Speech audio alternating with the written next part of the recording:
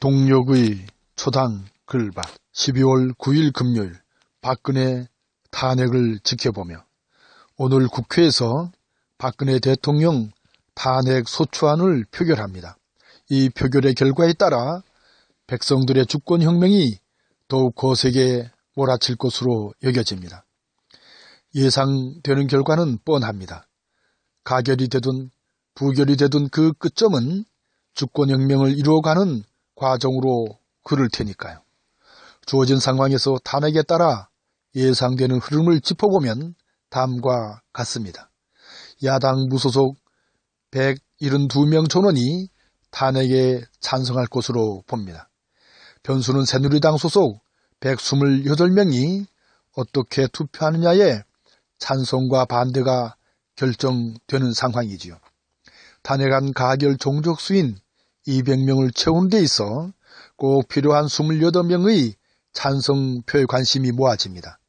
그러니까 새누리당 128명 중에서 28명의 찬성표가 절대적으로 필요한 셈이죠.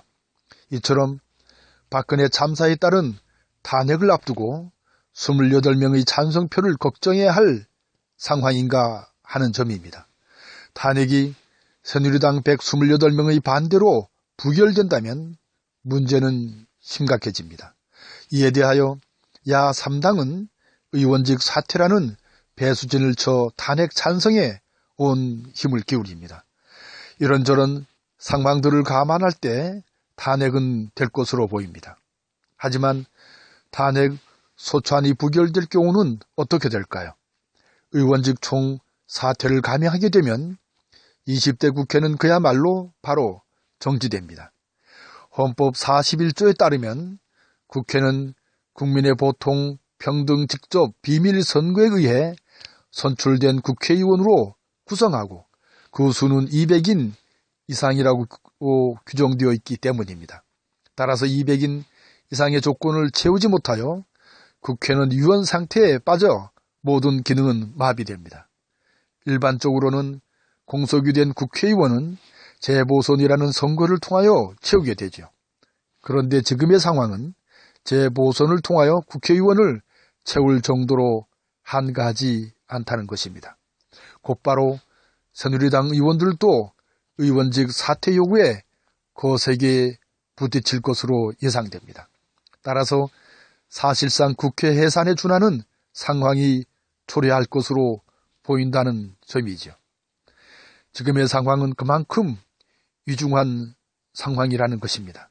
이미 주권혁명이 시작되었기 때문입니다. 그리고 그 시작된 주권혁명은 단순히 박근혜의 탄핵만을 목표로 삼고 있지 않기 때문입니다. 이참에 헌법 정신을 살려내고 나라의 근본 틀을 바르게 잡아가자는 데 있기 때문입니다. 엄청난 희생을 치른 혁명 이후 권력은 엉뚱한 것들이 차지하는 꼴을 무수히 겪었기 때문입니다. 더 이상 그 무기력함에 빠질 수 없다는 백성들의 결연한 의지는 국회를 스스로 해산케 할 테니까요. 더 이상 죽소개주지 않겠다는 백성들의 결연한 의지는 그렇게 쉽게 식지 않을 테니까요. 이래도 저래도 나쁠 건 없지만 차라리 탄핵이 부결되어 주권혁명의 불길이 더욱 거세게 활활 다 올랐으면 싶은 마음이 굴뚝 같습니다. 이것은 아마도 끝장을 보고 싶은 마음일 테죠. 저만 그럴까요? 아무튼 박근혜 탄핵을 지켜보게 될 하루를 이렇게 잔잔히 열어갑니다. 고맙습니다.